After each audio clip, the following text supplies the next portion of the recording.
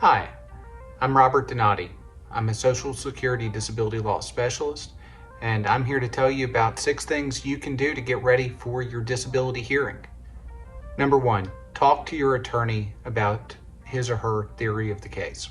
Whoever's representing you at that hearing should have some kind of plan in mind for what provision of the law you can qualify for disability under. If they have that plan, ask them to explain it to you. Oftentimes these cases turn on seemingly small details that need to come out in testimony. So the more you understand what the attorney's trying to prove, the more likely it is when you get in front of the judge and you're talking about your case that you're sure to hit upon those little details. Number 2, give the judge the facts, no spin. In my experience, it's actually rather rare that a claimant gets in there and tries to tell some bald lie. Usually people take their oath seriously, and that's a good thing. What I see as being a bigger problem is that after waiting 2 years, usually for a hearing, it is really easy to want to sell the judge on just how bad things are. And if you're not careful, you can come across as being over the top or just frankly unbelievable in how you're describing your problems. So when you're testifying, just the facts, no spin. If you're wondering about common examples of that, the most common I've seen is a judge asking somebody scale of 1 to 10 to rate your pain on a typical day. If you're not in the emergency room every other day for your pain, you probably shouldn't tell the judge that your pain level is a 10 out of 10 every day. Number 3, just answer the question that is asked. One of the biggest temptations for people is after years of waiting, they get in front of the person that can actually change their circumstance, and they want to tell them their whole life story. They want to lay it all out there for the judge.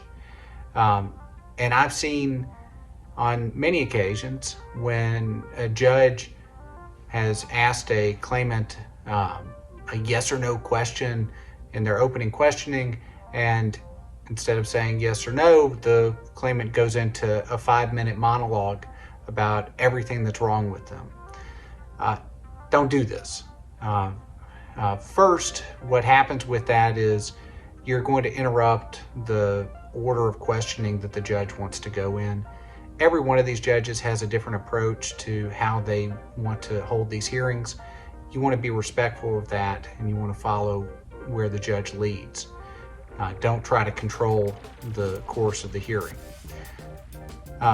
Also, just frankly, though, in my experience, the Social Security judges take their job very seriously. They try to be professional and cordial, and sometimes just very friendly with the claimants. They're not your buddies, and if you open the door to something the judge wasn't going to ask you about that could hurt your case, well, it may just hurt your case, and you can do some needless damage by volunteering information that the judge didn't ask you for. So just answer the question that's asked. No more, no less. Number 4, fill out the forms the judge sends you ahead of the hearing. What we like to do in my office is the judge, when they send out these forms in the mail for the claimant to fill out, we ask that our clients just bring them by the office and we submit them on their behalf. But the important thing is to get the judge whatever information he or she is asking for. A lot of times the judge may not even reference the forms, but you don't want it to be that once in a blue moon case where the judge is upset that there's information that would have been or should have been provided in one of those forms and that he or she didn't have it at the hearing. So fill out the form, send them back in. Arrive early to your hearing and talk to your attorney the day of. Most attorneys, I know this is how my office does it, we will set a prep that several weeks ahead of the hearing. We do that so that we can make sure that there's no evidence that wasn't submitted previously, or there hadn't been any new treatment that we just didn't know about, that we need to get documentation for. But it's a good idea to just meet with your attorney that morning ahead of the hearing and just go over everything again.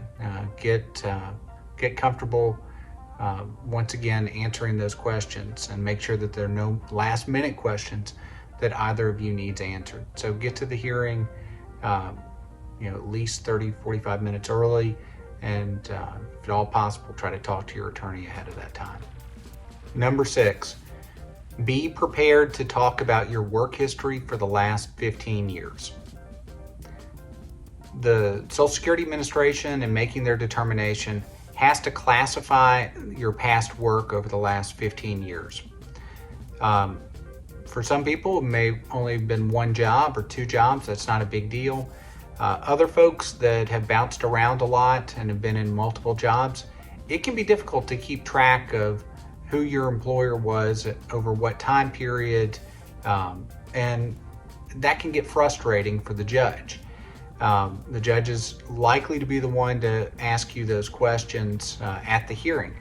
So one of the things that we often do with our clients in those situations is, we will provide them with copies of work history forms that they've completed before, as well as earnings reports that the Social Security Administration has on you. And so, looking at the 2 of those documents together, making some notes ahead of the hearing, that can usually smooth over any problems you might have remembering your work history when the judge is asking you about it. So, number 6, get that work history down for the last 15 years before talking to the judge. So I hope this video was helpful for you. I hope this helps prepare you to testify in front of a judge at your hearing. Please like and subscribe to this channel so that you can get more content like this in the future.